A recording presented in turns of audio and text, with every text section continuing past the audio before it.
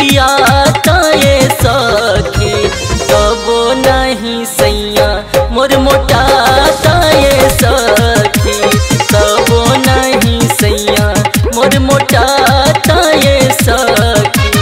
दिन भर में 3 बेर खियाइले, कोरा में लेके सुताइले, आधा किलो हॉर्लिक्स रोज पियाता ये सखी, तबो नहीं सैया मोर मोटाता ये सखी, तबो नहीं सैया मोर मोटाता ये सखी।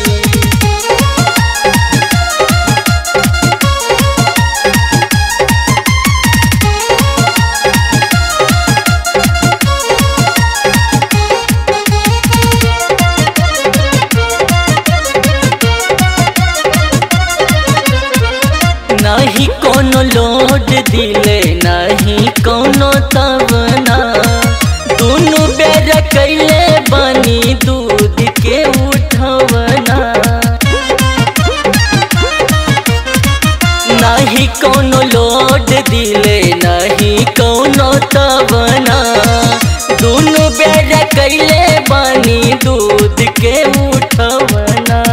तगड़ो वाला दवा सब पियाता ये सखी, तबो नहीं सैया मोर मोटाता ये सखी, तबो नहीं सैया मोर मोटाता ये सखी।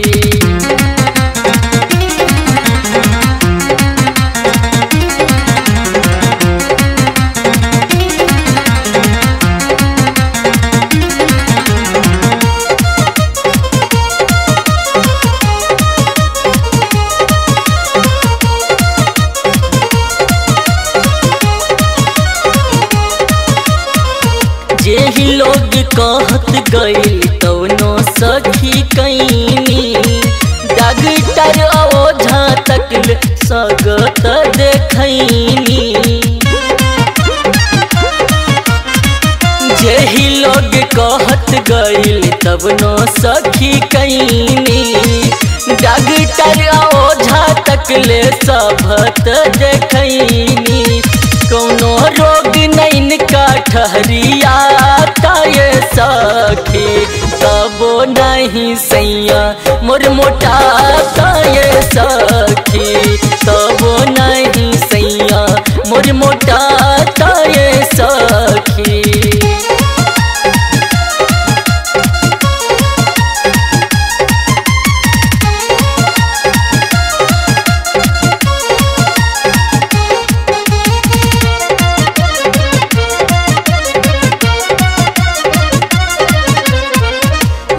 सारा सोच के हम बानी नहीं हार हो, पियाऊ विनोद सुख के भइल बड़े खोर हो।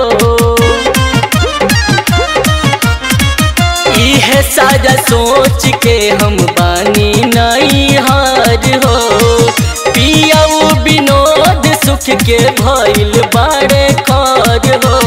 पियाऊ विनोद कैसे भइले दूबर हो सखी, देवरो सुनील सुन के घबराता ये सखी, तबो नहीं सैया मोर मोटाता ये सखी।